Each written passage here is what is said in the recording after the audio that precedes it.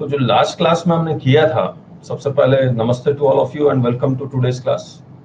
तो last class में हमने क्या किया था, ऑफिसर्स एंड देयर पावर्स हमने कर लिया था, और हमने बताया था कि ये जितने भी ऑफिसर्स है उसको एक्ट में वो प्रॉपर ऑफिसर्स कह रहे हैं, लेकिन इनके पास पावर्स बहुत है, जैसे असेसमेंट है, एडजुडिकेशन है, लेकिन कौन सा पावर कौन सा ऑफिसर एक्सरसाइज करेगा वो सर्कुलर के थ्रू या नोटिफिकेशन के थ्रू बताया गया है। उस सर्कुलर और नोटिफिकेशन हमने कहा कि आप डिटेल मत पढ़िए, हम लोग डिटेल पढ़ के ये निकाल लिए कि एडजुडिकेटिंग अथॉरिटी ये होंगी, यानी कि 73, 74, असेसमेंट, ये सब इनमें से कोई करेगा। तो जब हम लोग पर्टिकुलर किसी सेक्शन में जाएंगे तो देख लेंगे कि असेसमेंट करने का पावर किसको है, 73, 74 करने का पावर किसको है, तो वो डिफरेंट सेक्शन में जाएगा कि इनमें से किसको है। फिर अपीलेट अथॉरिटी, यानी कि अगर ये ऑर्डर पास करते हैं, ऑर्डर के अगेंस्ट ही अपील में जा सकते हैं, तो किसके अगेंस्ट अपील में जाएंगे, तो ये दो अथॉरिटी उन्होंने सेपरेट अथॉरिटी बना दी है, appeal appellate authority, commissioner appeal और एडिशनल कमिश्नर अपील। और फिर तीन इंडिपेंडेंट अथॉरिटी है, एक्सटर्नल अथॉरिटी है, तो इसको हम लोग इंटरनल अथॉरिटी कहते हैं, इसको एक्सटर्नल अथॉरिटी कह रहे हैं, करेक्ट। रिविजनल अथॉरिटी, यानी कि अगर आप अपील में नहीं जाना चाहते हैं तो आप रिवीजन में करवा सकते हैं, जैसे इनकम टैक्स में होता है 263 एंड 264, वैसे ही यहां भी है, ठीक है। और आप देखिएगा रिविजनल अथॉरिटी एकदम हाईएस्ट अथॉरिटी है, हाईएस्ट अथॉरिटी, क्योंकि अगर इसने कोई डिसीजन लिया है और इसके ऑर्डर को रिवाइज करना है तो ऑब्वियसली इसके ऊपर वाला ही ऑफिसर रिवाइज कर सकता है, इसीलिए दो अथॉरिटी बनाई गई है, प्रिंसिपल कमिश्नर और कमिश्नर। फिर अगर ये वाले कर रहे हैं तो ये भी कर सकता है, एडिशनल कमिश्नर और ज्वाइंट कमिश्नर, करेक्ट है। इसके बाद हमने कौन कौन से पावर डिपार्टमेंट एक्सरसाइज कर सकता है, जिसको हम लोग एक्शंस बोलेंगे और प्रोसीडिंग्स बोलेंगे। तो बेसिकली पूरे एक्ट में जब आप देखेंगे तो वो प्रोसीडिंग्स लिखते हैं, एजुकेशन प्रोसीडिंग, असेसमेंट प्रोसीडिंग्स, इस तरह से करते हैं वो। तो एक्शन नहीं लिखा हुआ था, वर्ड प्रोसीडिंग ही लिखा हुआ है। तो इतने सारे हैं जो हमने डिस्कस भी किया था, और हमने एक ई वे बिल, यहाँ पर हमने वो नई वाली किताब नहीं डाली है, ई वे बिल का भी पावर है जो हमने यहाँ पर लिख दिया। असेसमेंट और एजुकेशन में डिफरेंस बता दिया था। असेसमेंट में वो आपको बुला के टैक्स डिटरमाइन करते हैं, यहाँ पर वो शो कॉज कम डिमांड नोटिस देते हैं, यानी कि टैक्स वो पहले ही डिटरमाइन कर लेते हैं, आपको बुलाने की भी जरूरत नहीं है। वो आपको सिर्फ इसलिए बुलाते हैं कि आप बताइए कि ये वाला टैक्स आप पे क्यों नहीं लेवाई किया जाए, क्यों नहीं कलेक्ट किया जाए, इस तरह से। फिर ये presumption as to documents in certain cases, ये सब हम लोग बाद में करेंगे आपके साथ, लेकिन जो मोस्ट इंपॉर्टेंट चीज थी कि सर्विस ऑफ नोटिस कैसे होगा। तो service of notice by making available on the common portal, this is the most important thing, यानी कि पोर्टल आप रेगुलरली चेक करते रहिए, और जितने भी आते हैं नोटिस वो फॉर्म से ही आते हैं, लेकिन समन ये सब फॉर्म से नहीं आएंगे, तो उसके लिए स्पीड पोस्ट वगैरह है। और जितने भी नोटिस हो, सर्कुलर हो, किसी भी तरह का कम्युनिकेशन है, every kind of communication should have digital identification number, ये कंप्यूटर जनरेटेड होगा। तो इतना हमने करने के बाद फिर हम लोग असेसमेंट में आ गए थे, और असेसमेंट में हमने जो पहला असेसमेंट आपके साथ किया था वो सेल्फ असेसमेंट था। उसके बाद हमने किया था प्रोविजनल असेसमेंट, और हमने कहा था कि provisional assessment section 60 rule 98 assessment 1 to 9 का फॉर्म है, ये है प्रोविजनल असेसमेंट। अब हम लोग आगे कर रहे हैं, that is scrutiny of return.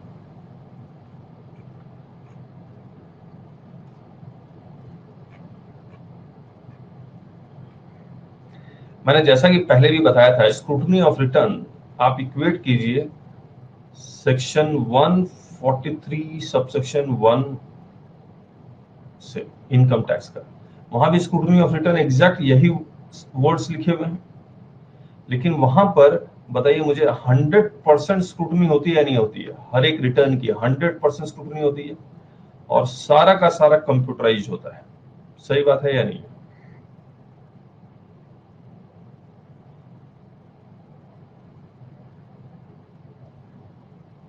ठीक है, और उसके बाद इंटीमेशन चला जाता है अगर कोई उसमें डिफरेंस हो तो। लेकिन यहां जीएसटी में ये 100% स्क्रूटनी की बात नहीं कर रहे हैं, ये सेलेक्टेड रिटर्न की स्क्रूटनी की बात कर रहे हैं। और कौन अथॉरिटी कौन है? एकदम लोएस्ट अथॉरिटी है, सुपरिटेंडेंट ऑफ सेंट्रल टैक्स। इसके नीचे तो इंस्पेक्टर है, वो तो उसको छोड़ दीजिए। तो सुपरिटेंडेंट ऑफ सेंट्रल टैक्स के पास पावर है स्क्रूटनी ऑफ रिटर्न करने का। क्या 100% स्क्रूटनी करता है? मगर ना, यहाँ मे लिखा हुआ है। तो क्या discretion central tax superintendent of central tax के पास है कि जिसका मन आएगा उसका उठा लेगा? नहीं, वो ऊपर से एक डायरेक्शंस या गाइडलाइंस आ जाएगा, अगेन इंटरनल है, आरटीआई से पता लगेगा, उसके अकॉर्डिंग वो स्क्रूटनी करेगा। तो इनकम टैक्स से कैसे डिफरेंस है कि 100% नहीं हो रहा है, दूसरा कंप्यूटर नहीं कर रहा है, कोई ह्यूमन हैंड इन्वॉल्व है। लेकिन उम्मीद है आने वाले समय में ये सारा का सारा 100% और कंप्यूटर करेगा। करेक्ट है। अब बेसिकली स्क्रूटनी करके वो निकालेगा क्या? अगर वो कोई भी मेरा रिटर्न स्क्रूटनी कर रहा है, मान लीजिए मेरा 1 है और 3B, इसको वो स्क्रूटनी करता है, मैं तो यही फाइल करूंगा, नॉर्मल टैक्स पेयर है, तो वो क्या निकाल लेगा? किसी को बुला तो नहीं रहा है वो, ना इंफॉर्मेशन मांग रहा है, ना डॉक्यूमेंट मांग रहा है, बैठ के स्क्रूटनी कर रहा है। क्या मांग रहा है? क्या क्या चीज निकाल लेगा वो? ये बेसिकली क्या चेक करेगा कि 1 और 2A का डेटा मैच कर रहा है, इसमें एलिजिबल क्रेडिट कितना है, और उसका 110% से तो आपने ज्यादा या 120% से तो ज्यादा नहीं लिया है। इंटरेस्ट की लायबिलिटी चेक कर लेगा, इससे ज्यादा और क्या कर लेगा वो? और कोई डिस्क्रिपेंसी निकाल सकता है अपने ऑफिस में बैठ के, जब तक बुक्स ऑफ अकाउंट्स, लेजर, ये सब या इंस्पेक्शन ना हो जाए। तो बेसिकली स्क्रूटनी भी लिमिटेड है, डिस्क्रिपेंसी से क्या निकाल लेगा इनके, इसको लेकर, और कुछ नहीं। सही बात है या नहीं है?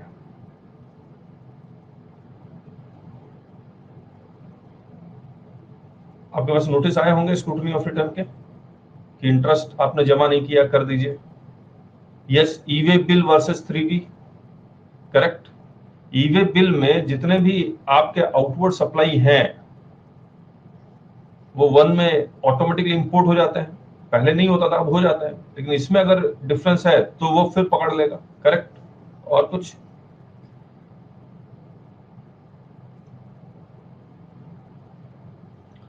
So the proper officer may scrutinize the return and related particulars furnished by the registered persons to verify the correctness of the return and inform him of the discrepancy noticed, if any, in such manner as may be prescribed, and seek his explanation there.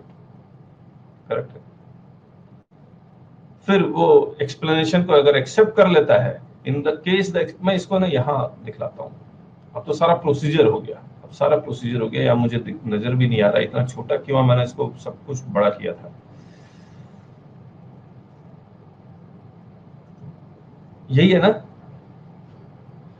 इतना छोटा क्यों हो गया मुझे समझ नहीं आ रहा है। जूम नहीं होता, इसमें प्रॉब्लम तो यही है, जूम नहीं होगा, जूम नहीं होता। तो ये देखते हैं, ये वाला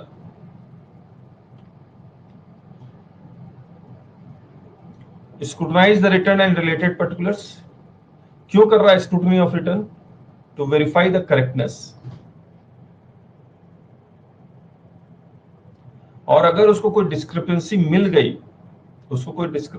गई, तो ये ASMT 10 इशू कर देगा। दिखाई दे रहा है ना आप लोग को? ठीक है, तो वो एक ASMT 10 इशू कर देगा, inform the discrepancy and quantify the tax और इंटरेस्ट। करेक्ट है।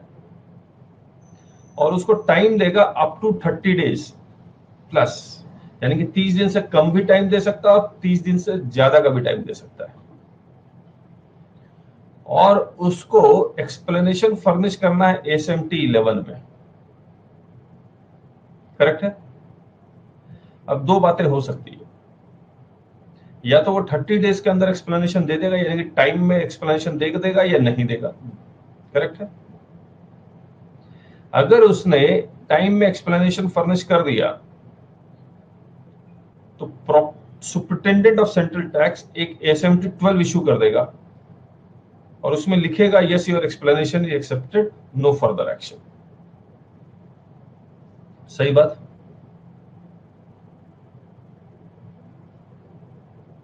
यानी कि ये टैक्स पेयर कहता है कि आपकी डिस्क्रिपेंसी से मैं सहमत नहीं हूं, ये मेरा explanation accepted, no further action.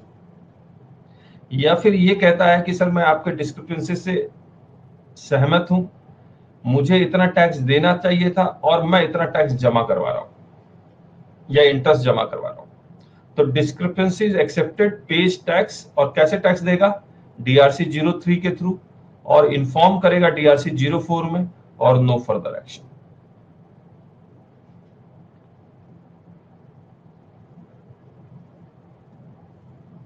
Correct है। इसके बाद वो डिस्क्रिपेंसी एक्सेप्ट तो कर लिया, लेकिन उसने टैक्स और इंटरेस्ट जमा नहीं करवाया।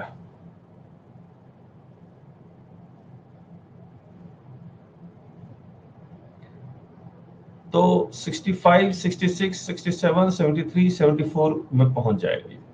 यानी कि उसके अगेंस्ट ऑडिट या इंस्पेक्शन या एडजुडिकेशन 73, 74 पॉसिबल है। सही बात।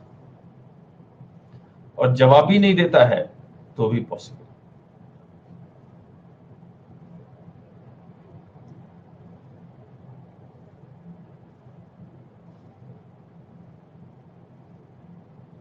Will be done by other PO.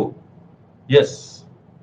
देखिए क्या है ना, स्क्रूटनी का power superintendent of central tax के पास, और एडजुडिकेटिंग अथॉरिटी भी सुपरिटेंडेंट ऑफ सेंट्रल टैक्स भी हो सकता है। तो यानी कि वही भी कर भी सकता है कोई, मतलब जरूरी नहीं है अदर पीओ, सेम पीओ भी हो सकता है, सेम प्रॉपर ऑफिसर भी हो सकता है।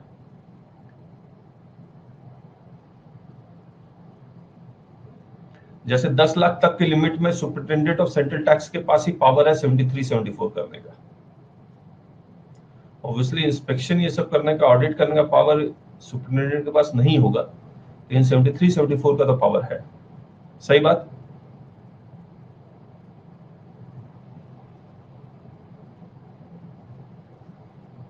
अब एक बार पढ़ लेते हैं आपके साथ।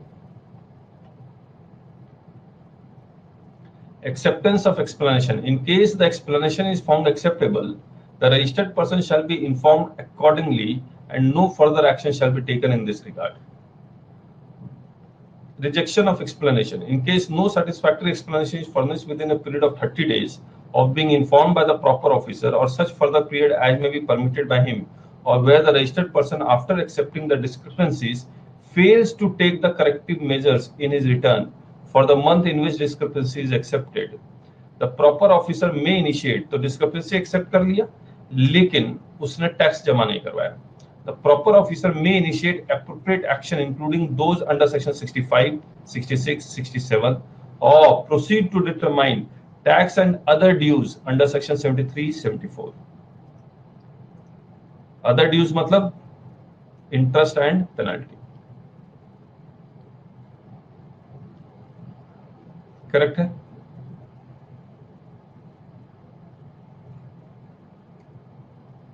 Rule 99. Where any return furnished by registered person is selected for scrutiny. कैसे पता लगेगा select हुआ या नहीं हुआ? Internal guidelines से। The proper officer shall scrutinize the same in accordance with the provisions of sections 62 with reference to 61 with reference to the information available with him। और कौन सा information available with him की बात कर रहा है? E-way bill, 2A, यही सब तो है क्रॉस रेफरेंस के लिए। 1 ऑब्वियसली 1 and 3 भी तो आ ही रहा है। And in case any discrepancies, he shall issue a notice to the said person in ASMT 10 informing him। Transport इन्फॉर्मा, ये क्या, ये कैसा इंफॉर्मेशन है?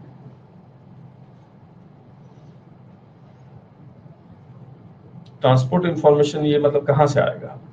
ई-वे बिल के अलावा और कहां से आएगा?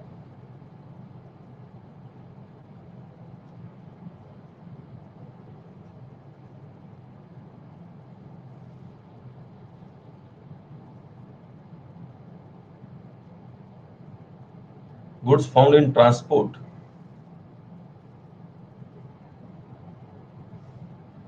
विदाउट बिल, उसके लिए स्क्रूटनी ऑफ रिटर्न करेगा राजेश जी?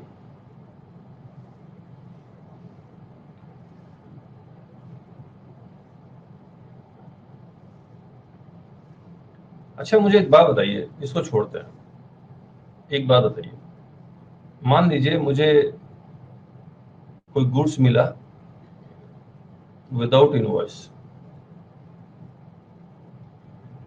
मेरे पास चॉइस है असेसमेंट का और 73 74 का, बताइए मैं कौन सा चॉइस एक्सरसाइज करूंगा एज ए डिपार्टमेंट?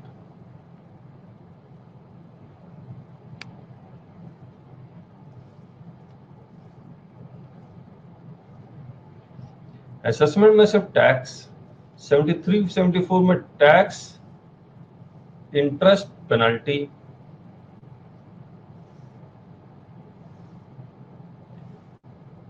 नहीं, 73 और 74 में कौन सा चॉइस एक्सरसाइज करेगा ये हम लोग बाद में डिस्कस करेंगे, वो तो बहुत लंबा डिस्कशन हो जाएगा।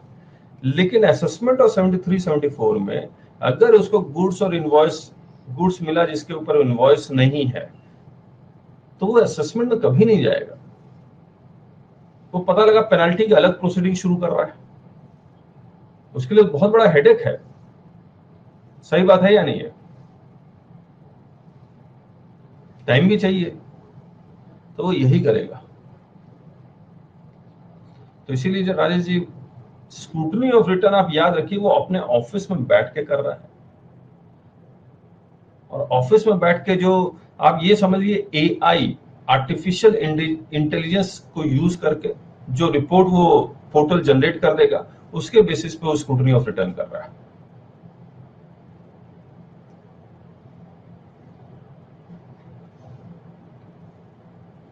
चलिए, not exceeding 30 days from the date of service of the notice or such further period as may be permitted by him, and also where possible quantifying the amount of tax, interest or any other amount payable may be penalty in relation to such discrepancy। तो याद रखिएगा, penalty ये सब इसमें कहीं quantify नहीं करेगा, बस अमाउंट ऑफ टैक्स और इंटरेस्ट जरूर क्वांटिफाई हो सकता है। सही बात। The registered person may accept the discrepancy mentioned in the notice under Rule 99(1) and pay the tax, interest and any other amount arising from such discrepancy and inform the same DRC 03 or acknowledgement DRC 04 में, or furnish the explanation for the discrepancy in ASMT 11 to the proper officer. Where the explanation furnished by the registered person or the information submitted is found to be acceptable, the proper officer shall inform him accordingly in ASMT 12। यानी कि exception और rejection यहाँ पर वो inform कर देगा, exception भी और रिजेक्शन भी 12 से। सही बात।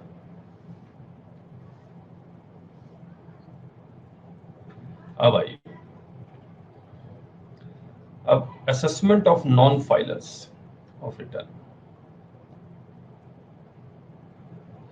बताइए, ये जब हम लोग लिख रहे हैं non filers of return, return किसको फाइल करना चाहिए, रजिस्टर्ड को या अनरजिस्टर्ड को? रजिस्टर्ड को। ये सेम यही लिखा हुआ है। बताइएगा, रजिस्टर्ड पर्सन रिटर्न फाइल नहीं करता है तो उसके पास अगेन दो चॉइस है, असेसमेंट या 73 74। कौन सा चॉइस एक्सरसाइज करेगा?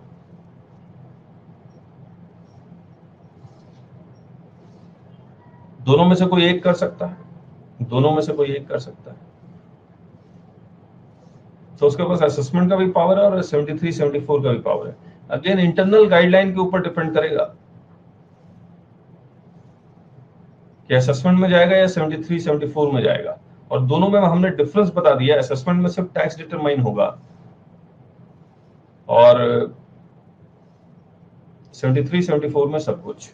एसओपी कर रहा है, अभी कर रहा है, अभी कर रहा है, हमने लिखा है, ये देखिए लिखा है।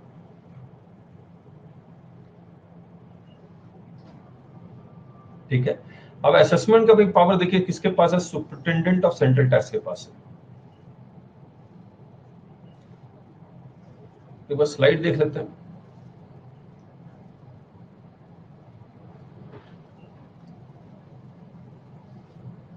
देखिए नॉन फाइलर्स ऑफ रिटर्न, इससे रिलेटेड जो रिटर्न फाइल नहीं करता उसको सबसे पहले सेक्शन 46 में जीएसटीआर 3 में एक नोटिस भेजा जाएगा कि रिटर्न फाइल कीजिए। इससे रिलेटेड इन्होंने एक सर्कुलर निकाल लिया, स्टैंडर्ड ऑपरेटिंग प्रोसीजर, जिसको हम लोग एसओपी कह रहे हैं, to be followed in case of non filers of return. और ये एसओपी, ये पूरा जो लिखा हुआ है वो असेसमेंट और ये नोटिस को सबको मिला के लिखा हुआ है, करेक्ट है। हमने स्लाइड में इसको बनाने की कोशिश किया जा, देखते हैं। नॉन फाइलर ऑफ रिटर्न्स, ये this is the due date of filing of return. इसके 3 दिन पहले आपको एक एसएमएस या ईमेल आ जाएगा कि ड्यू डेट आ रहा है, रिटर्न फाइल कीजिए, करेक्ट है। और बेसिकली ये 3B के लिए ही फॉलो हो रहा है, जहां पर गवर्नमेंट को टैक्स चाहिए। 1 उनके लिए फॉलो नहीं हो रहा है। वैसे तो ये पूरा का पूरा जो आप देखेंगे ये हर रिटर्न के लिए है। असेसमेंट ऑफ नॉन फाइलर, सभी तरह के रिटर्न, कोई भी तरह का रिटर्न अगर आप नहीं फाइल करते, चाहे फाइनल रिटर्न हो या एनुअल रिटर्न हो, सबके लिए। लेकिन फिलहाल ये यूज कर रहे हैं सिर्फ 3B के लिए, सही बात। तो सबसे पहले आपको 3 दिन पहले वो याद करवा देंगे कि आपका ड्यू डेट आ रहा है, रिटर्न फाइल कीजिए। और इस ड्यू डेट में भी अगर आप रिटर्न फाइल नहीं करते हैं तो 5 दिन के बाद वो आपको एक एसएमएस भेजते हैं कि आपने रिटर्न फाइल नहीं किया है, करेक्ट है। और 5 दिन बाद भी अगर आप कुछ दिन वेट करने के बाद भी रिटर्न फाइल नहीं करते हैं तो वो आपको एक जीएसटीआर 3 में एक नोटिस भेज देते हैं कि फाइल द रिटर्न। अब ये लीगल नोटिस की तरह हो गया।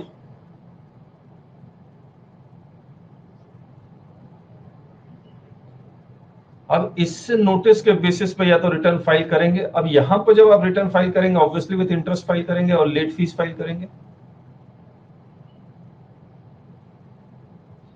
Late fees obviously portal automatically calculate कर लेता है, सही बात है या नहीं है। इंटरेस्ट आपने अगर नहीं जमा करवाया है तो क्या होगा?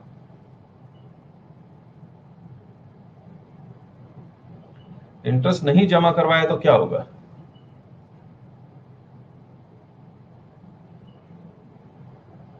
नहीं, अभी तो बोला स्क्रूटनी ऑफ रिटर्न।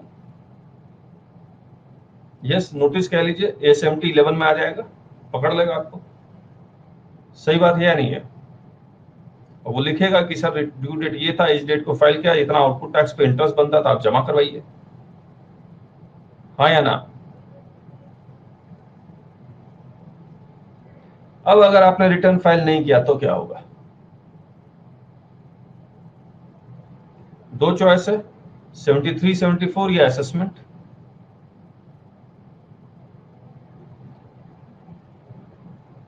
लेकिन हम लोग अभी 73, 74 नहीं कर रहे।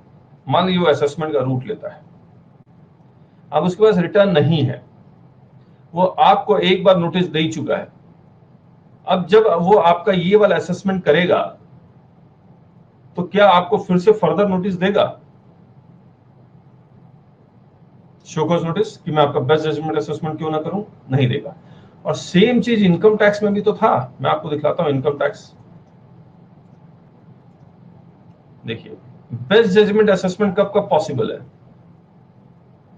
आपने रिटर्न फाइल नहीं किया तो बेस्ट जजमेंट हो सकता है या नहीं हो सकता, हाँ या ना। आपने रिटर्न फाइल नहीं किया तो आपको वो 142 का नोटिस देता है कि रिटर्न फाइल करो। उसके बावजूद आप फाइल नहीं करते तो बेस्ट जजमेंट असेसमेंट कर लेता है। तो रिटर्न नॉट फाइल्ड, अब देखिए आप, रिटर्न नॉट फाइल्ड, आप इसको जीएसटी के साथ भी रिलेट कर सकते हैं। रिटर्न नॉट फाइल्ड, वो या तो आपको 142 का नोटिस भेज देगा, क्योंकि रिटर्न फाइल नहीं किया, वो डायरेक्ट आपका 144 भी कर सकता है, सही बात। 142 का नोटिस के बाद भी अगर रिटर्न फाइल नहीं करते हैं तो वो 144 कर देगा। वो अगर डायरेक्ट 144 करना चाहता है तो सबसे पहले वो आपको शो कॉज नोटिस भेजेगा। आया? जीएसटी में ये रूट नहीं है। जीएसटी में यही रूट है, रिटर्न फाइल नहीं किया 46, उसके बाद बेस्ट जजमेंट असेसमेंट 62। सही बात।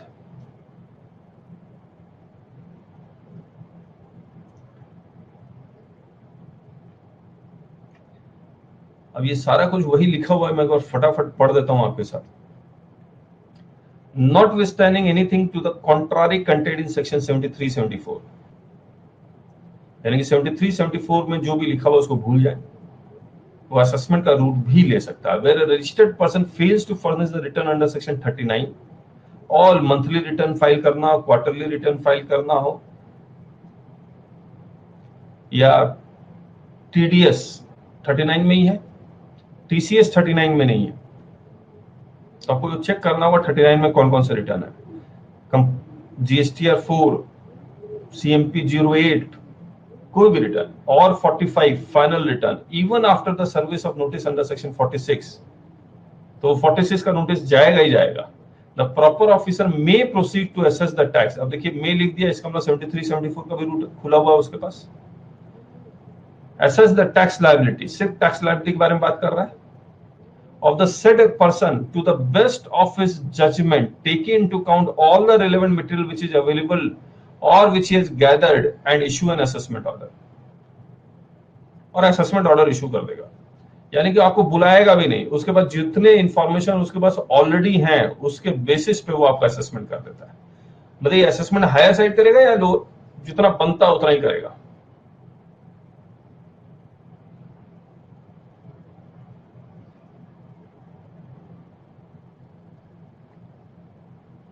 नहीं, हमेशा हायर साइड करता है।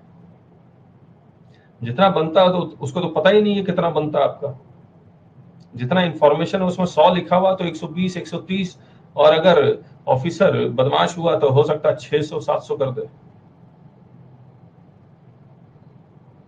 इसमें तो कुछ लिखा हुआ नहीं है।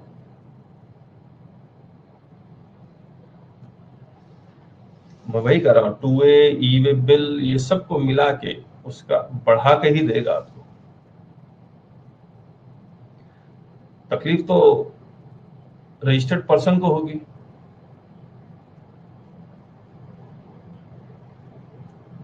है ना? अब देखिए क्या होगा, देखिए ऐसा नहीं है इनजस्टिस हो जाएगा, तो बढ़ा के दे देगा। And issue an assessment order within a period of 5 years from the date specified under section 44। यानी कि बेस्ट जजमेंट असेसमेंट कितने साल तक कर सकता है? 5 साल तक। सेक्शन 62 करेगा, कितना साल लिखा हुआ? Within 5 years from the due date of filing of annual return.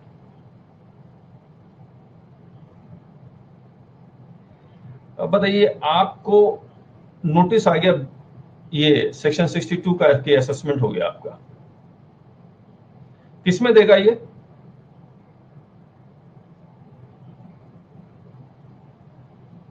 Thirteen में दे देगा। अब 13 का नोटिस आ गया आपके पास, भागा भागा आया क्लाइंट, क्या करें? क्या करेंगे?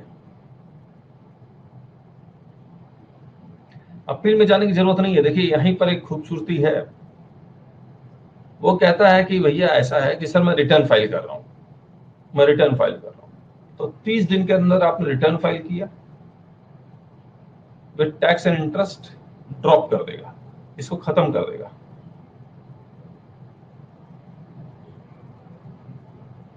इनकम टैक्स में ऐसा नहीं होता है। इनकम टैक्स में अगर बेस्ट जजमेंट असेसमेंट ऑर्डर आ गया तो अपील का ही पॉसिबिलिटी, अपील ही एक ऑप्शन है। जीएसटी एक, मैं पहली बार देख रहा हूं ऐसा लॉ कि ऑर्डर आने के बाद रिटर्न फाइल कर दिया, ड्रॉप कर देता है। सही बात। अब उसने अगर असेसमेंट मान लीजिए 100 की जगह 150 भी कर दिया, और आपने रिटर्न फाइल किया सिर्फ 100 का, एक्सेप्ट है, इसमें तो कोई क्वेश्चन ही नहीं पूछ रहा है, सिर्फ रिटर्न फाइल करना है आपको। उसके बाद रिटर्न फाइल कर दिया, उसके बाद 73 74 कर देगा।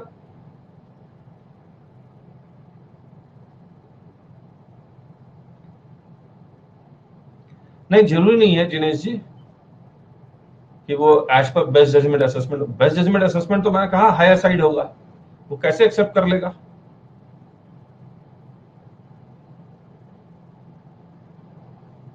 सही बात। ये जब ASMT 13 इश्यू करता है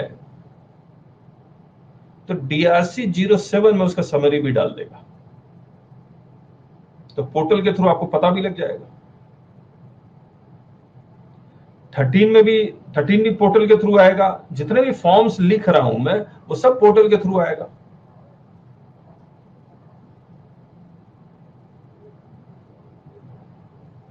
चलिए,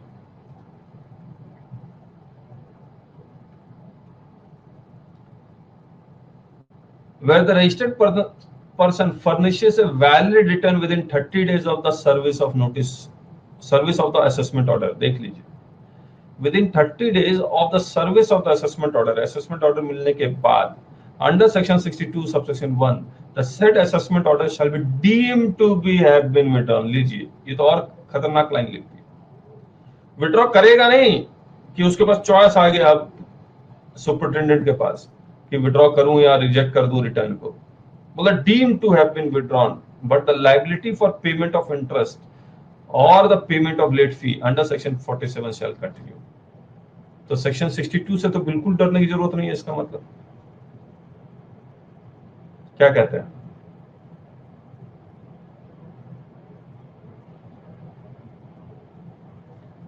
तो 46 का नोटिस आ जाए कोई बात नहीं, कोई नहीं डरता, ये भी अच्छी बात है।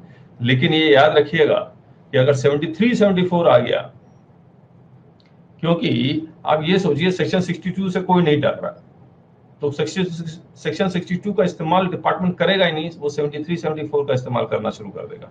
बोले इससे तो कोई फर्क ही नहीं पड़ रहा।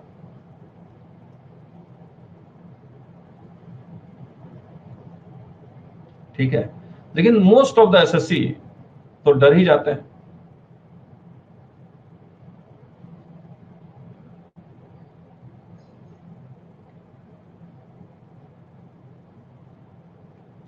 नहीं, फर्स्ट 62 देन 73 74 का सवाल ही नहीं उठता फिर जिनेश जी। मान लीजिए 62 में आपको असेसमेंट ऑर्डर आ गया और DRC 07 में वो डाल भी चुका है।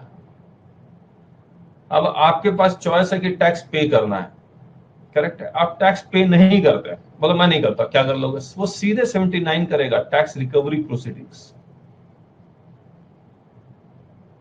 वो 73 74 में क्यों जाएगा? अलग से पेनाल्टी प्रोसीडिंग जरूर शुरू कर देगा 122 वाला।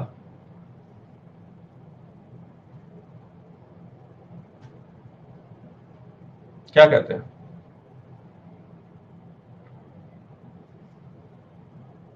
वो तो स्क्रूटनी ऑफ रिटर्न में था कि 61 में स्क्रूटनी कर लिया, उसके बाद उसमें कोई टैक्स निकाल नहीं रहा है। कॉन्सिक्वेंसेस क्या फॉलो हो रहा है? 61 में टैक्स निकाल रहा है ना, यस टैक्स निकाल रहा है, लेकिन आप टैक्स जमा नहीं करवाते या कुछ और नहीं करते तो 73 74 में जाता है। लेकिन अगर 62 का असेसमेंट के बाद आप टैक्स नहीं जमा करवाते हैं तो रिकवरी प्रोसीडिंग्स और अलग से पेनाल्टी प्रोसीडिंग शुरू कर देगा वो। सही बात।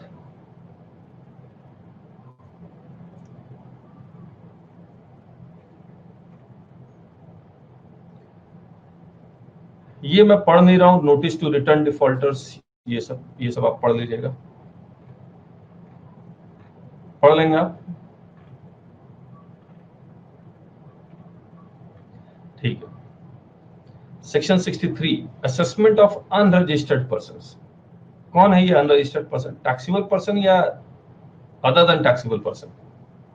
Taxable person. टैक्सेबल पर्सन का डेफिनेशन क्या था? taxable person, the person who is registered or is liable to be registered. Now why he will be liable to register? Because of section 22 or 24, 22 or 24, 23 नहीं। सही बात। Section 63 में देखिए क्या होता है।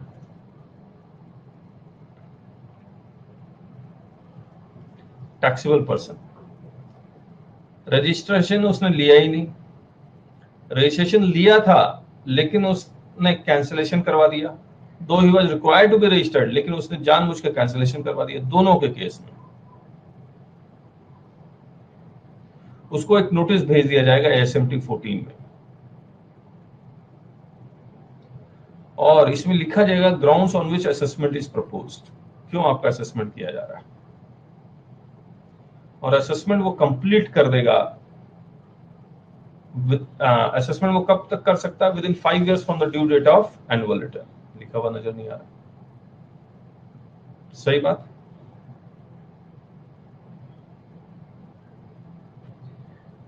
Best judgement assessment order ASMT 15 में डालेगा, DRC 07 में उसकी समरी डाल देगा। लेकिन वो जब वो आपको ASMT 14 भेजेगा तो इसकी समरी डालेगा DRC 01 में। इसका आपको रिप्लाई देना है विद इन 15 days, और फिर वो 15 कर देगा। 14 और 13 गड़बड़ लिख दिया क्या हमने? सेक्शन 63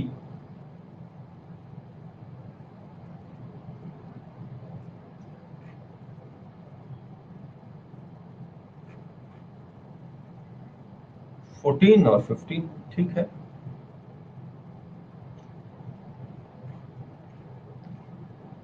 राजू जी पूछ रहे not registered, how come within 5 years? Registered ही नहीं है तो।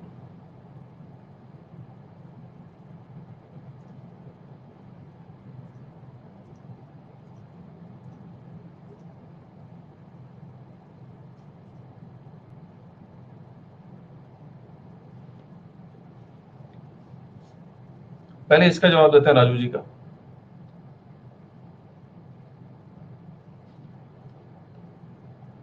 One two three four five six, मान लीजिए मैं डिपार्टमेंट यहाँ पर है 5th ईयर में, वो पीछे जाता है और इस ईयर का आपको वो चेक कर लेता है, कहीं से भी चेक करता है। मान लीजिए उसके पास इंफॉर्मेशन आ गया। कैसे इंफॉर्मेशन आएगा?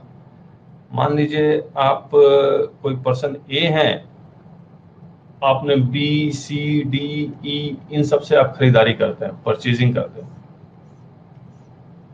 ठीक है। ये लोग 1 भरता है और आपका डिटेल भी भर देता है और वो 2A में आता है। क्यों भर देता है?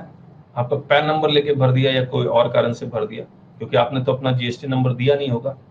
2A से वो पकड़ लेते हैं कि इस ईयर में आपको रजिस्ट्रेशन करवाना चाहिए था, तो इस ईयर का due date of filing of annual return मान लीजिए ये है 31 दिसंबर। फिर यहां से वो 5 साल काउंट कर लेगा, वो कभी भी कर सकता है। सही बात।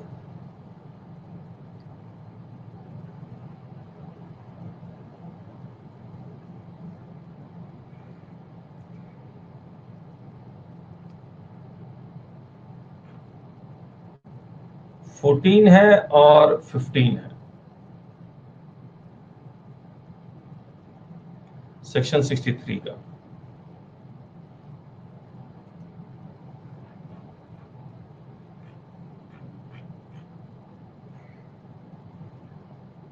तो ये ठीक है राजेश जी, जो यहां हमने दिखाया हुआ है।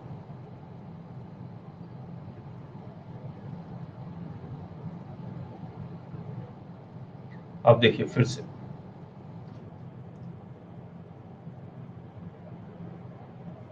तो टैक्सेबल पर्सन ASMT 14 में नोटिस भेज देगा, उसका रिप्लाई देना है आपको 15 दिन के अंदर, और फिर वो असेसमेंट 15 में best judgement assessment order pass कर देगा। सही बात है। अब मुझे एक बात बताइए, इस पूरे सिस्टम में शो, जब वो आपका बेस्ट जजमेंट असेसमेंट कर रहा है तो शो कॉज नोटिस देगा या नहीं देगा? हाँ या ना? यस। यहां पर तो उसको पहले से नहीं पता हो रहा है, तो उसको शो कॉज नोटिस देना कंपलसरी है। लेकिन इससे पहले जब वो रिटर्न फाइल नहीं कर रहा था तो उसको शो कॉज नोटिस की जरूरत नहीं थी, क्योंकि ये 46 is a show cause notice, कि अगर आपने 46 के कंप्लायंस नहीं किए तो आपका बेस्ट जजमेंट असेसमेंट हो सकता है। सही बात।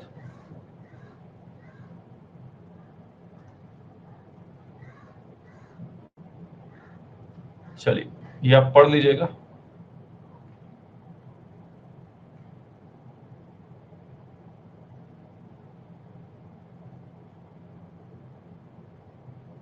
पढ़ लेंगे ना? चलिए section 64 summary assessment in certain special cases, इसको हम लोग प्रोटेक्टिव असेसमेंट के नाम से भी जानते हैं।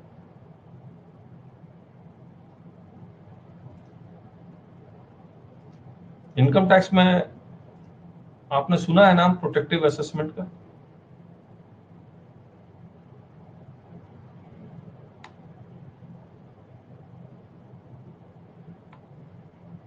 क्या कॉन्सेप्ट है? मान लीजिए कोई प्रॉपर्टी है, डिस्प्यूटेड है, ए भी डिस्प्यूट कर रहा है, बी भी डिस्प्यूट कर रहा है। ये इनकम किसके हैंड में टैक्स करेंगे, ए के हैंड में या बी के हैंड में? क्योंकि ओनर के हैंड में टैक्सेबल होना चाहिए। तो इनकम टैक्स में क्या करते हैं, ये दोनों के हैंड में टैक्सेबिलिटी कर देते हैं, ए और बी दोनों के हैंड में। क्योंकि नहीं तो टाइम चला जाएगा, तो इसीलिए दोनों के हैंड में टैक्स कर देते हैं। बाद में जब डिसीजन आएगा तो उससे टैक्स ले लेते हैं। तो टैक्स लेते नहीं है, असेसमेंट करके छोड़ देते हैं। सूक्ष्म अध्ययन, थैंक यू राजेश जी।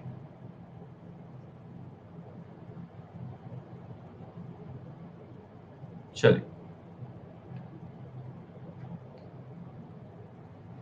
तो ये समरी असेसमेंट में देखिए, मान लीजिए कहीं से गुड्स मिला, ट्रांसपोर्टर के पास गुड्स पड़ा हुआ है या किसी गोडाउन में गुड्स पड़ा हुआ है,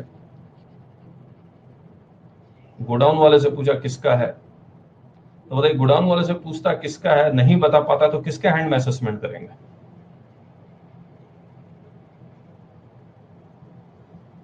इसी के हैंड में असेसमेंट कर देते हैं, बोला गुड्स तुम्हारा ही है। फिर ये डिस्प्यूट करता नहीं नहीं सर उसका है, तो फिर उसके हैंड में कर देंगे।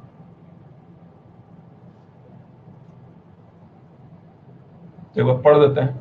The proper officer may, on any evidence showing a tax liability of a person coming to his notice, with the previous permission of the additional। अच्छा, ये पावर किसके पास है? देखिए डिप्यूटी और assistant commissioner of central tax के पास है, superintendent के पास नहीं है, उसके ठीक ऊपर वाले असिस्टेंट और डिप्यूटी के पास है। और इनके पास भी ब्लैंकेट पावर नहीं है, इनके पास कोई एविडेंस आता है वो लेके जाएंगे एडिशनल कमिश्नर और ज्वाइंट कमिश्नर के पास, फाइल में साइन करवा देंगे, सर करूं या ना करूं। तो असिस्टेंट कमिश्नर समझ लीजिए ज्वाइंट के पास चला जाएगा, डिप्यूटी एडिशनल के पास चला जाएगा, ये इंटरनल होगा। अब यही सब आरटीआई से पता लगेगा कि सर कैसे, मान लीजिए एविडेंस के बेसिस पे आपने मेरा असेसमेंट किया, वो एविडेंस हमें भी तो दिखलाओ। आरटीआई से निकलवा लीजिए, तो आरटीआई से एविडेंस तो देंगे नहीं आपको, लेकिन आरटीआई से इंटरनल इनका ये कैसे ये काम करते हैं वो तो पता लग जाएगा। क्या वो इंटरनल गाइडलाइंस, ऑफिशियल गाइडलाइंस उन्होंने फॉलो किया है या नहीं किया है, वो आप कोर्ट के सामने रख सकते हैं कि एविडेंस दिखलाया, फिर उसको साइन करना चाहिए नहीं करना चाहिए, तो कैसे किस तरह से वो सेटिस्फाई हुआ। ये लिखता है the proper officer may on any evidence showing a tax liability of a person coming to his notice with the previous permission of the additional commissioner or joint commissioner proceed to assess the tax liability of such person to protect the interest of the revenue, and issue an assessment order if he has sufficient grounds to believe that any delay in doing so may adversely affect the interest of the revenue। तो इसीलिए assessment करता है कि वो delay नहीं कर सकता, तो इसीलिए इसको प्रोटेक्टिव असेसमेंट भी कह रहे हैं। Provided that where the taxable person to whom the liability pertains is not ascertainable and such liability pertains to the supply of goods, the person in charge of such goods shall be deemed to be the taxable person liable to be assessed and liable to pay tax and such other amount due under this section। तो यहाँ तक tax ले भी रहे हैं उससे, income tax में लेते नहीं है टैक्स। अब मुझे एक बात बताइए, अगर वो प्रोटेक्टिव असेसमेंट करता है तो शो कॉज नोटिस देगा या नहीं देगा? हाँ या ना? देना पड़ेगा, देना पड़ेगा।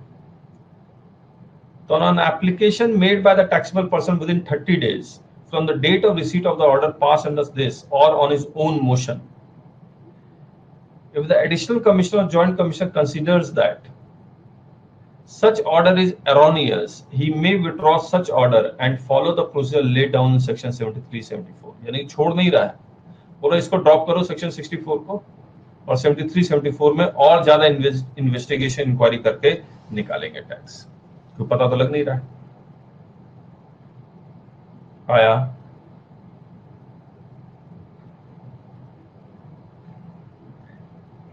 मैं अब आपको स्लाइड में भी दिखला देता हूं।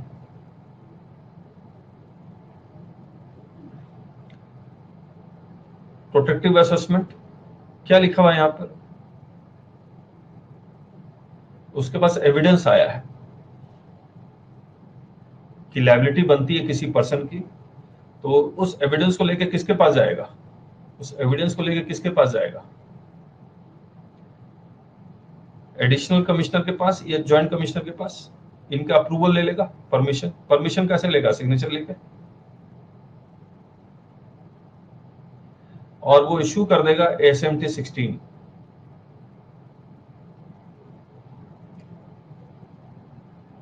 ऑन ASMT 16 का ग्राउंड क्या होगा, sufficient grounds to is there. अब इस पूरे प्रकरण में कहीं भी शोकॉज नोटिस नहीं दिया गया, आपको डायरेक्ट ये आ जाएगा, बोले लाइए टैक्स दीजिए। तो आपको क्या करना है, ASMT 17 application for withdrawal of this assessment order, वो सब विड्रॉ कर दीजिए। और विड्रॉ करके भी रिलीफ नहीं मिल रहा आपको, तो ठीक है विड्रॉ तो कर लेते हैं आपको, लेकिन हम शुरू कर देंगे 73 74 ऑर्डर ऑफ विड्रॉल, तो 73 74 नहीं विड्रॉ करेगा तो टैक्स देना ही है आपको। सही बात।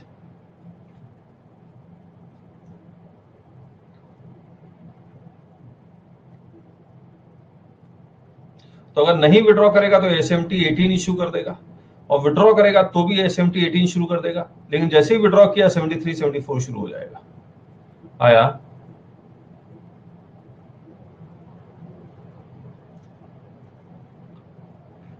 तो ये कंप्लीट हो गया। अब इसमें क्वेश्चंस है, बड़े डायरेक्ट क्वेश्चंस एग्जाम में जो आएंगे आपके, वो आप पढ़ेंगे तो आपको पता लग जाएगा। What does scrutiny of returns means, तो मैंने आपको बड़े डिटेल में बता दिया स्क्रूटनी ऑफ रिटर्न क्यों करते हैं, verify the correctness of the return, और क्या निकालते हैं इंटरेस्ट, और कैसे करते हैं ये भी बता दिया आपको, ई वे बिल और टू वे। सही बात।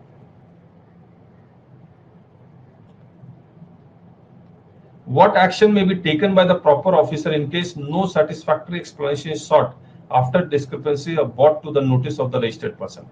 यानी स्क्रूटनी रिटर्न में डिस्क्रिपेंसी आपको बता भी दिया गया और आपने उसके बेसिस पे कोई एक्शन नहीं लिया, तो क्या पॉसिबिलिटी है, फिर क्या करेगा बता दीजिए।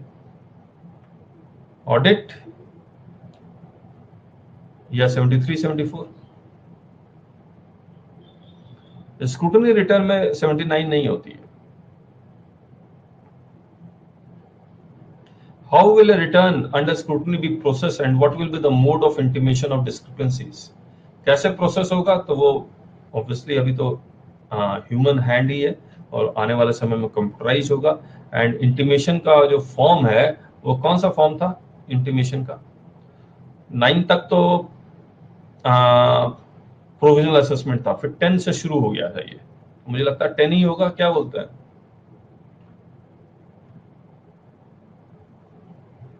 यस 10 है। Is there any form and time limit prescribed for furnishing explanation for discrepancy notice under scrutiny? Yes, 30 days का टाइम दिया जाएगा और ASMT 11 है, करेक्ट है।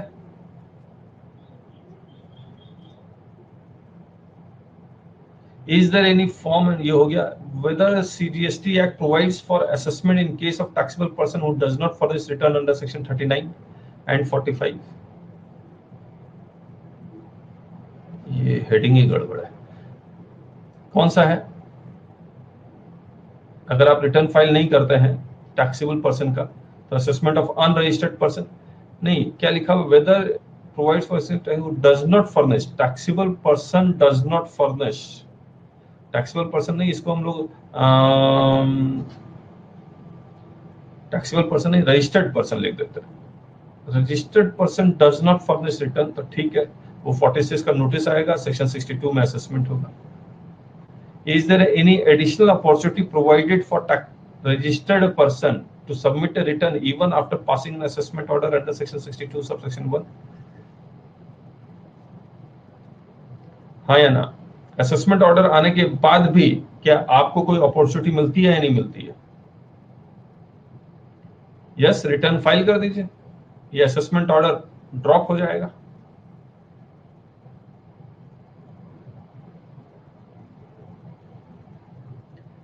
मतलब whether registered person will get immunity from interest and late fee waivable if assessment order pass under section 60 subsection 1 is withdrawn। 60 नहीं होगा, ये 62 subsection 1 is withdrawn। क्या इंटरेस्ट और लेट फीस से बच जाएगा? कभी नहीं बचेगा।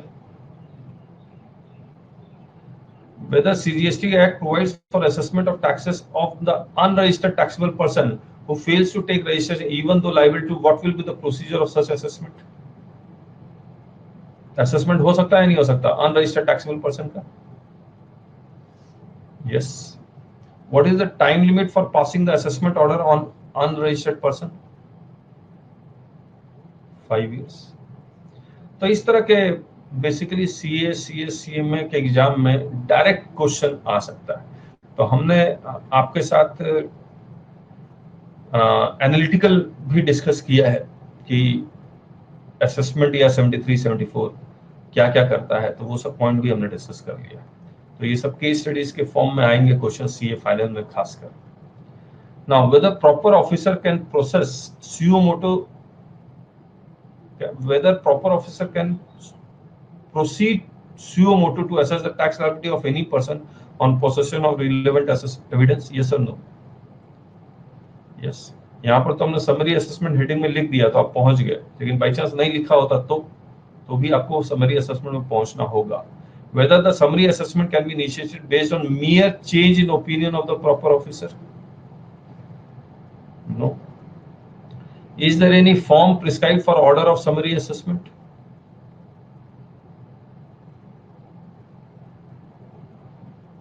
Yes, 17, 18, 19 तीन फॉर्म है, तीन फॉर्म है ना, 17, 18, 19।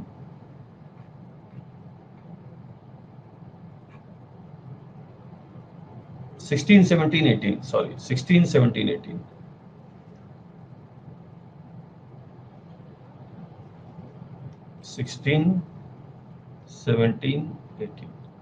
What is the remedy available in to the taxable person if the order is passed under section 64 is erroneous?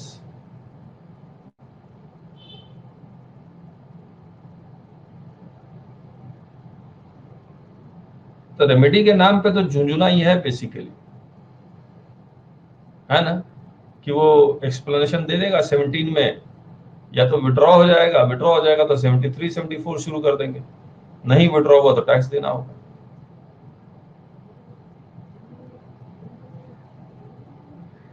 Now, whether the additional or joint commission can withdraw the summary assessment order only on application by the taxable person या फिर on his own motion भी वो withdraw कर सकता है?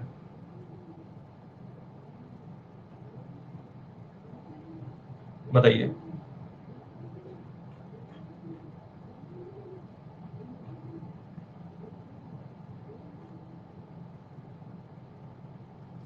और on his own motion।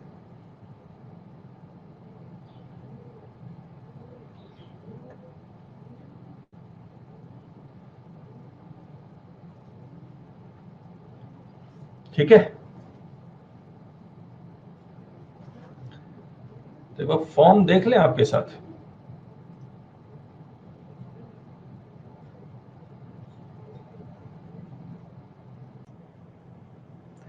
ना देखिए, ASMT 1 मैंने कहा था 1 से लेकर 9 तक सारा प्रोविजनल असेसमेंट है। सेक्शन 60 रूल 98, तो 98, 99, 100 तीन ही रूल है असेसमेंट के। तो 98 प्रोविजनल असेसमेंट का, इसमें देखिए प्रोविजनल असेसमेंट में दिस इज द एप्लीकेशन जहां पर रेट और वैल्यू आप डिटरमाइन नहीं कर पा रहे, तो वो सबसे पहले HSN या SSC कोड डाल देगा। एक minute, SSC code name of commodity services, tax rate वो खुद डाल देगा जितना उसको लगता है। Valuation, average monthly turnover of the commodity और सर्विस, करेक्ट है। Reasons for seeking provisional assessment, तो वो बता देगा कि रेट हमने इतना लिखा है लेकिन कितना होगा ये पता लग जाएगा। और डॉक्यूमेंट्स फाइल्ड, आपको लगता है कि रेट यहाँ से आपके गाइडलाइन के अकॉर्डिंग इतना है, ट्रेड नोटिस में इतना है, सर्कुलर में इतना है, जीएसटी में ये 4 जगह मैं फॉल करता हूं, मैं किस में फॉल करूंगा HSN में, ये सब आप लिख सकते हैं, करेक्ट है। इसके बाद ASMT2, जब आप ये एप्लीकेशन फाइल करते हैं तो वो आपसे एडिशनल इंफॉर्मेशन या क्लैरिफिकेशन मांग सकता है। ASMT3, reply to the notice seeking additional information, जब वो एडिशनल इन्फॉर्मेशन मांगता है तो आप और रिप्लाई कर दीजिए। इसके बाद ASMT4, अब बातचीत हो गई, ऑर्डर ऑफ प्रोविजनल असेसमेंट वो पास कर देगा, एप्लीकेशन रेफरेंस नंबर,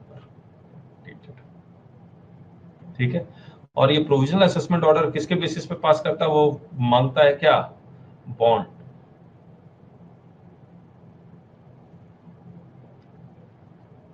कितना percent, 25%. The provisional assessment is allowed subject to furnishing of security amount of this amount in words, form, bonds का फिर फॉर्म लिख देगा। तो ऐसा नहीं है कि बॉन्ड पहले देना होगा, प्रोविजनल असेसमेंट ऑर्डर पास करने के बाद बॉन्ड आपको भरना है, करेक्ट है। ये furnishing of security ASMT 05,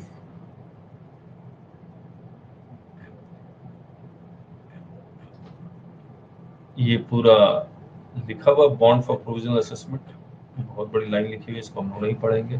ASMT 06, अब फाइनल असेसमेंट करेगा तो additional information clarification documents for financial assessment, कितना साल maximum further information, 6 month plus 6 month plus 4 years, तो टोटल 5 ईयर्स हो जाएगा। मैंने आपको रीजन बताया था क्यों 5 ईयर्स तक का टाइम ले सकता है वो। ASMT 07, फाइनल असेसमेंट ऑर्डर, अब आपको सिक्योरिटी ये सब रिलीज करवानी है। देखिए, brief facts, submission, discussion and finding, conclusion or the order, the security furnished for the purpose can be withdrawn after the compliance with the order by filing an application. तो वो application file करेगा, withdrawal of security, और वो security release करेगा ASMT 09 में। सही बात। ASMT 10, अब ये स्क्रूटनी रिटर्न में आपको नोटिस भेज देगा कि टैक्स पीरियड ये नोटिस है, टैक्स लिखेगा और भेज देगा। ASMT 11, आप रिप्लाई करेंगे, रिप्लाई टू डिस्क्रिपेंसी, ये अमाउंट एडमिटेड एंड पेड। अब ये जो लिख रहा है कहानी यही है कि अमाउंट एडमिटेड एंड पेड, ये आप 3B के थ्रू मत पेमेंट कीजिए, DRC 03 के ही पेमेंट कीजिए। तो 3B में पता ही लगेगा, सब मिक्स हो जाएगा। सही बात। ASMT 12, order of acceptance of reply against the notice issued under section 61, ये किस चीज का है, ये ASMT 12 स्क्रूटनी का ही है।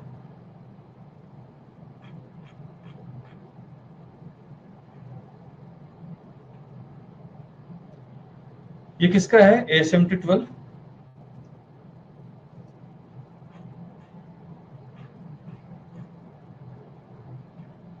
स्क्रूटनी का ही है, ओके।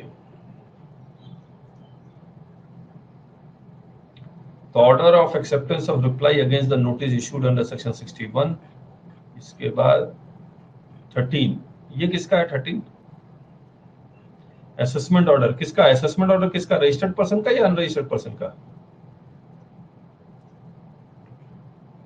रजिस्टर्ड पर्सन का जो रिटर्न फाइल नहीं करता, देखिए उसमें क्या लिखा हुआ नोटिस में, the notice referred to above was issued to you under section 46। यानी कि ये असेसमेंट करने के लिए बिना 46 के तो पॉसिबल ही नहीं है। और इन्होंने लिख दिया from the records available with the department has notice that you have not furnished the said return till date, therefore on the basis of information available with the department the amount assessed and payable by you is as under। और ये लिख दिया total. देखिए क्या क्या लिख रहा है, tax rate, turnover, tax period, place of supply, tax, interest, penalty, पा। ये फॉर्म कुछ और, फॉर्म और एक्ट में डिफरेंस है।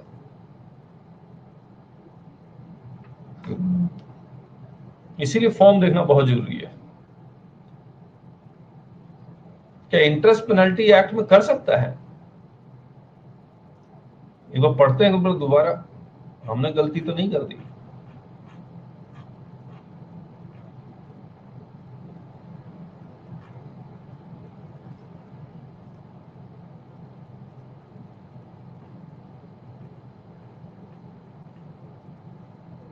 क्या लिखा हुआ है?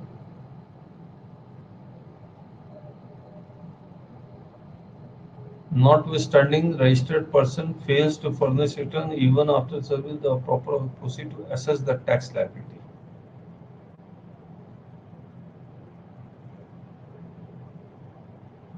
सिर्फ assess the tax liability लिखा हुआ है इन्होंने।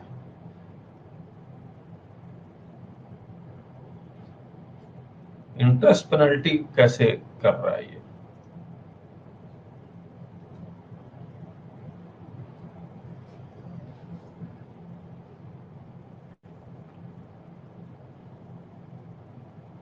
रूल्स, ओके चलिए रूल्स भी देख लेते हैं। इसका रूल क्या है? रूल तो 100 ही है। रूल्स में कुछ नहीं लिखा हुआ है, मैं दिखलाता हूं आपको। ये रूल्स, बस खत्म।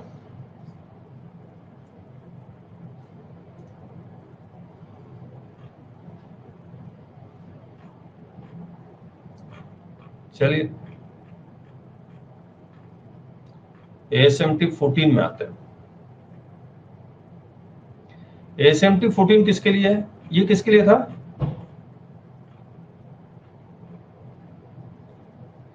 अंडर सेक्शन 62 रजिस्टर्ड पर्सन के लिए। अब रजिस्टर्ड पर्सन के लिए 62 था, तो कहाँ गया? Non filers of return section 62, फिर 13 में वो कुछ करेगा, तो ये 13 कहाँ गया इसका?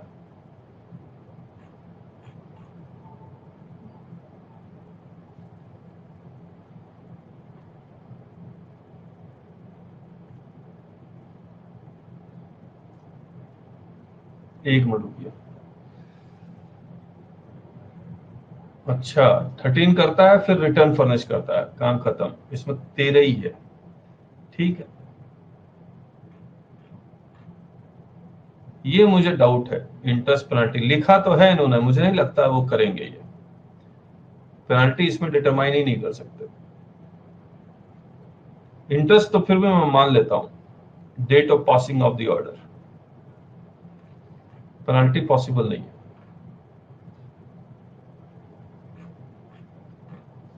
ASMT 14 show cause notice for assessment under section 63, यानी कि टैक्सेबल पर्सन के लिए है। अब जरा इसको पढ़ते हैं ध्यान से, ये टैक्सेबल पर्सन का।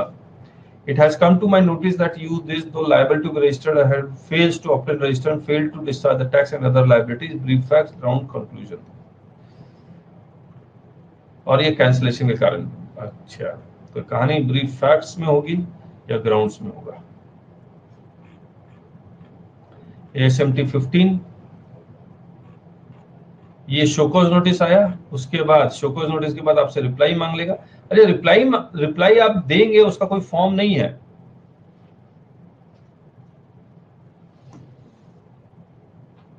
रिप्लाई आप किसमें देंगे, इसका कोई फॉर्म नहीं है।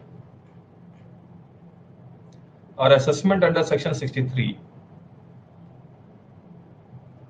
असेसमेंट ऑर्डर पास कर देगा। चलिए सबमिशन इफ एनी, जो आपने रिप्लाई किया उसका सबमिशन वो कोट कर देगा।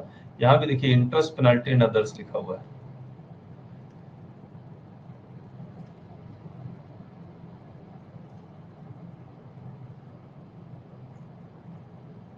एक बार देख लेते हैं हम लोग। अनरजिस्टर्ड पर्सन क्या क्या डिटरमाइन कर रहा है, कहाँ लिखा हुआ है?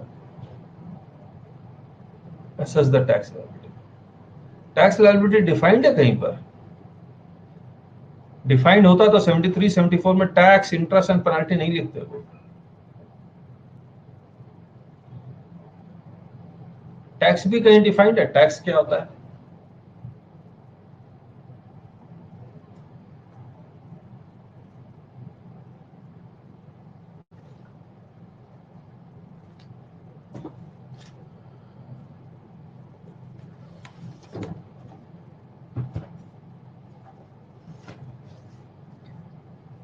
हम लोग ये वाली जो बुक थी वो फिर से नई एडिशन रिलीज हो रही है, विपन जी और पुनीत जी ने जो लिखी थी, हम लोग अनाउंस करेंगे आपको।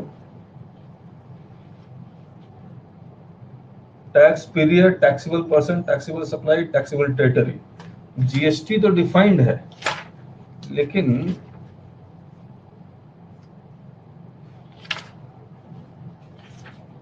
बाकी कुछ न।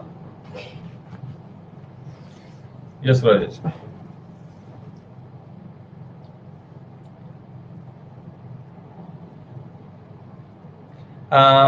Yes yes you can order. तो मैं आपको डिस्कस करूंगा अभी, है ना, अभी बताते हैं आपको। तो यहाँ भी असेसमेंट ऑफ टैक्स लायबिलिटी है, तो ये कहानी ये है, तो ये हो गया। तो चलिए चलिए चलिए, SMT 16 ये समरी असेसमेंट का है। अब देखिए इसने क्लियर भी कर दिया, it has come to my notice that an unaccounted for goods are lying in stock at godown or in a vehicle and you are not able to account for these goods or produce any document showing the details of the goods, therefore I proceed to assess the tax due on such goods as under। ये कहानी आएगी, जो हम लोग को लग रहा था गोडाउन और ट्रांसपोर्टर के ऊपर ही होगा, तो वही है। और उन्होंने फॉर्म में एकदम साफ साफ भी लिखा हुआ है। सही बात। इसका मतलब जब आपका ईवे बिल में या फिर inspection of goods in transit है, तो क्या वो इसका ऑर्डर इशू करता है? आप लोग को मिला होगा फिर ASMT 16।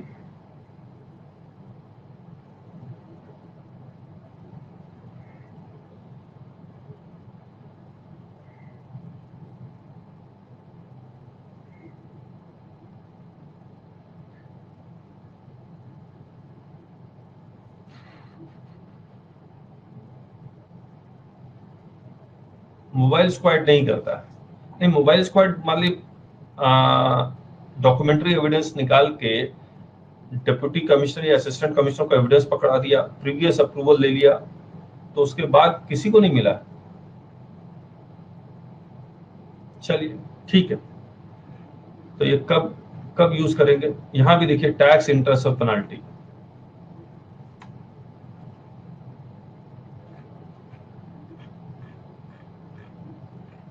ASMT 17 बोल रहा है भैया विड्रॉ कर लो, बोला विड्रॉ कर लेते हैं। चलिए विड्रॉ कर लिया। उसके बाद 18 में एक्सेप्ट या रिजेक्शन दोनों हो सकता है।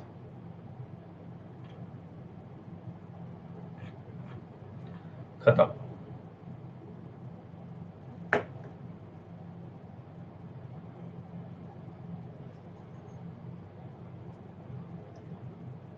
क्या कह रहे हैं?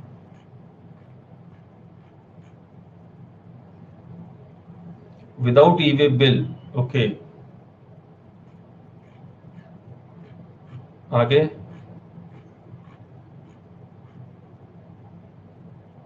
ठीक है।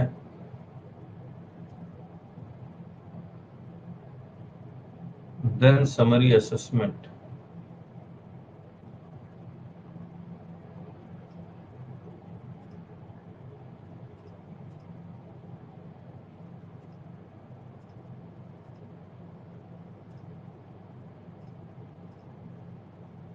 चलिए एक बार ये देख लें, DRC 01।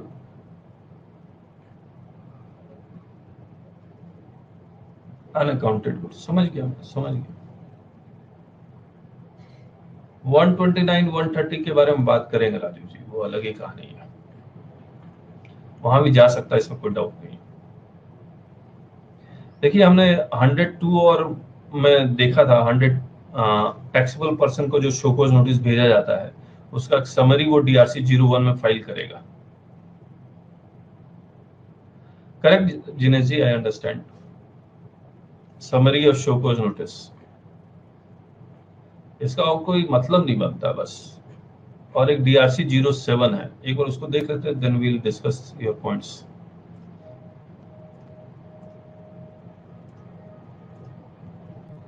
One two three summary of the order यहां एंटर कर दिया, तो DRC 07 में एंटर करता है, इसका मतलब क्या है? असेसमेंट हुआ, उसके बाद DRC 07 में एंटर कर दिया असेसमेंट ऑर्डर। तो basically it is raising of demand. Assessment order में आपको दिखला दिया कि इतना टैक्स आपको बनता है, और जब फाइनलाइज हो गया तो DRC 07 में डाल दिया। अब आपको पेमेंट करना है। अब ये चेक करना होगा DRC 07 के थ्रू पेमेंट हो सकता है।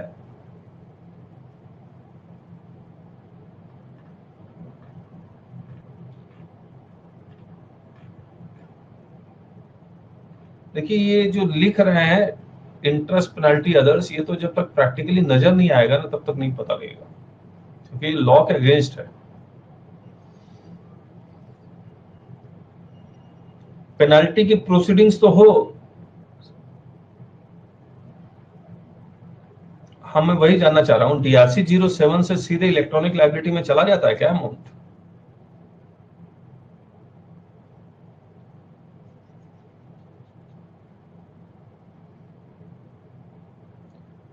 अच्छा, आपने प्रैक्टिकली देखा है राजू जी?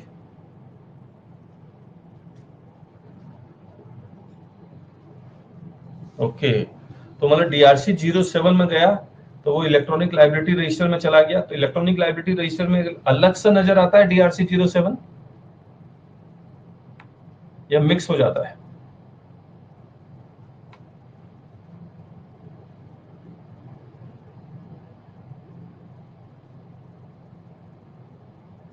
नहीं, असेसमेंट से तो DRC 07 में चला गया, लेकिन मैं इलेक्ट्रॉनिक लाइबिलिटी रजिस्टर में, electronic liability register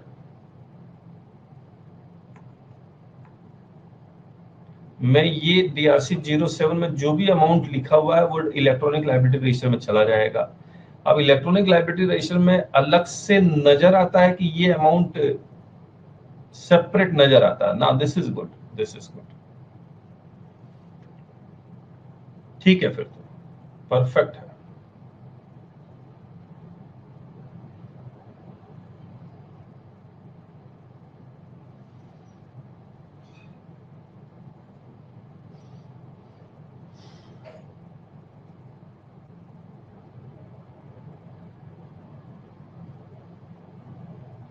one 129/130 sections, okay okay, हाँ ऑब्वियसली ऑब्वियसली वो डायरेक्ट नहीं जाएगा, आई अंडरस्टैंड दैट।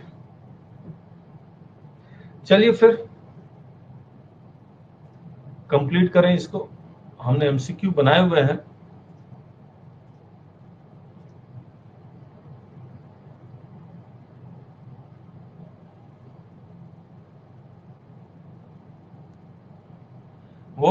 वो जो इजी सर्च वाली बुक है ना, वो डिस्ट्रीब्यूट कर सकते हैं, कोई दिक्कत नहीं है, उसको आप जितनी जगह डिस्ट्रीब्यूट करना चाहें उतनी जगह डिस्ट्रीब्यूट कीजिए।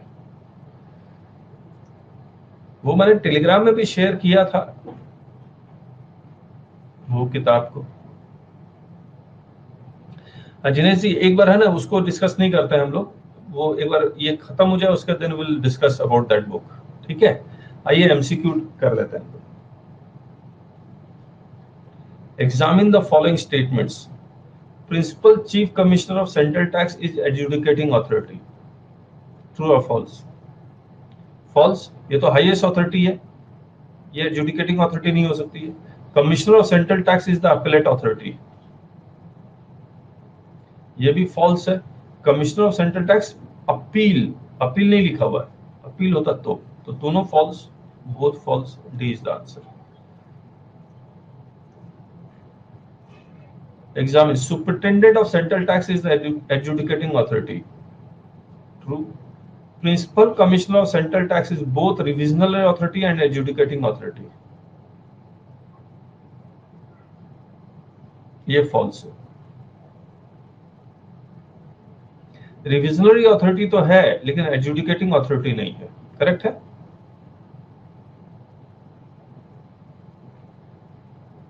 Assessment is determination of tax liability.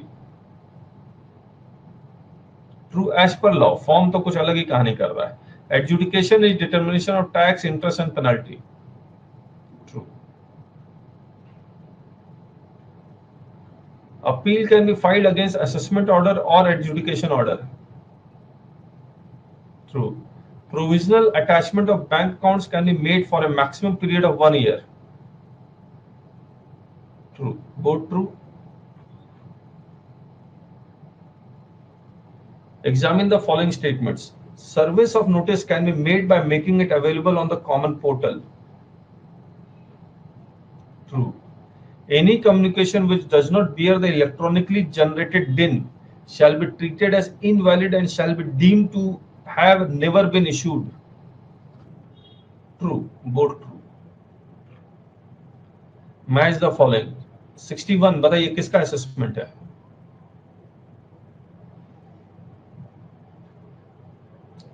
Scrutiny of return तो 1B. 62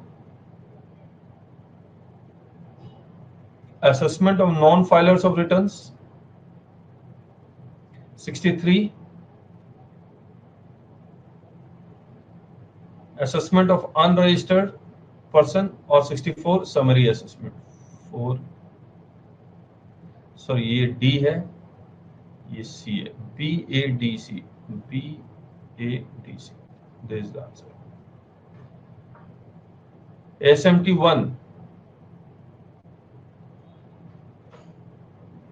application for provisional assessment. 2 SMT 04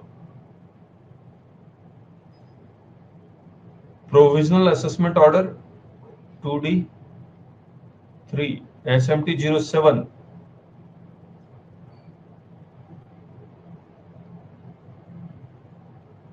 final assess, ये वाला ये फाइनल असेसमेंट ऑर्डर है. 3A. 9 है release of bond. 4B. CDAB. CDAB. D is the answer. Correct है. Where taxable person is not able to determine the value of supply or rate of tax, it can apply for provisional assessment. True. Provisional assessment order shall be passed within 90 days from the date of receipt of request. True. Both true.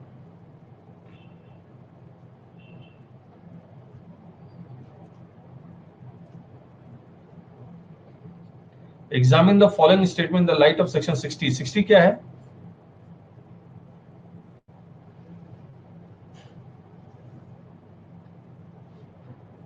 Provisional assessment. The registered person shall pay interest at the rate of 18% per annum from the first day after the due date of payment of tax till the date of actual payment.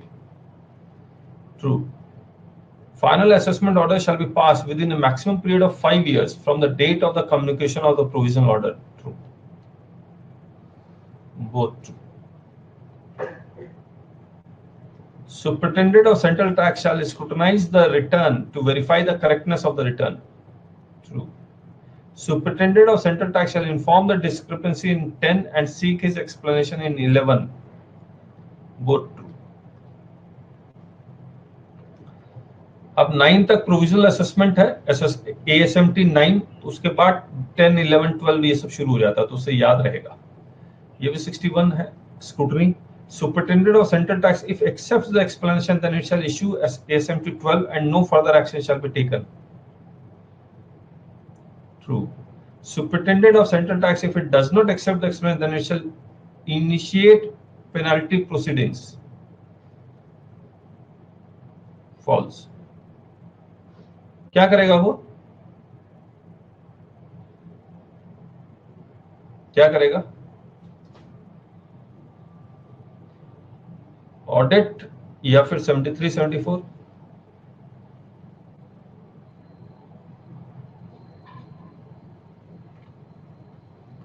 62 क्या है?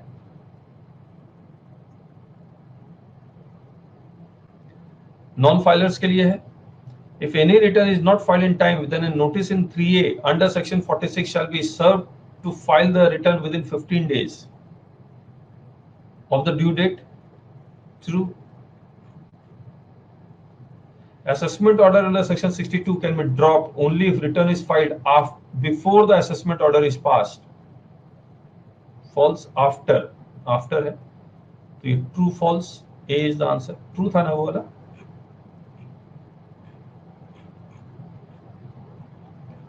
Thirteen 63 taxable person का है। Where a taxable person fails to take registration, then Deputy Commissioner of Central Tax shall assess the tax liability to the best of his judgment.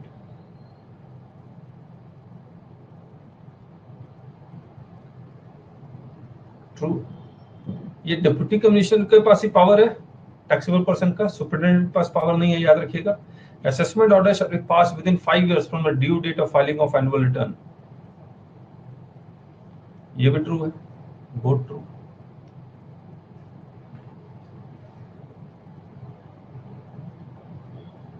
अच्छा एक बात बताइए, scrutiny return या फिर रजिस्टर्ड पर्सन का जो हम लोग असेसमेंट कर रहे हैं उसमें कोई टाइम लिमिट लिखी हुई है?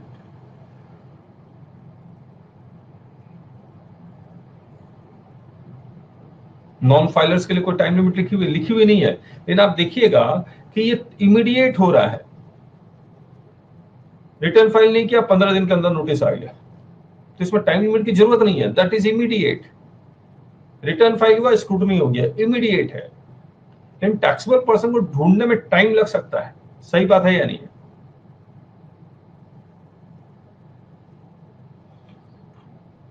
समरी असेसमेंट करने में टाइम लग सकता है, अनअकाउंटेड गुड्स को पकड़ना है तो टाइम लग सकता है, 5 साल का टाइम है। Assessment under section 62 can be passed without giving the person opportunity of being heard. Section 62 क्या है? रजिस्टर्ड पर्सन वाला है, तो ट्रू हो गया क्योंकि उसको 46 मिलेगा, 3A मिलेगा। Assessment under section 63 can be passed without giving the person of opportunity of being heard. ये फॉल्स है, यहां पर नोटिस देना पड़ेगा, true false.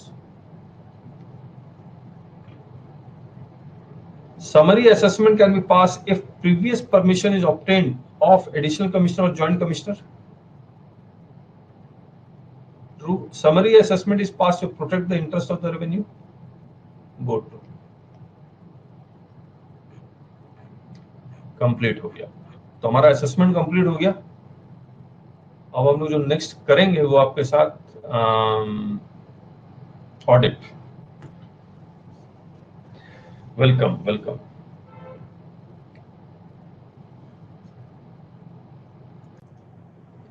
So thank you all of you. Bye bye. Yes, Raju ji. Yes.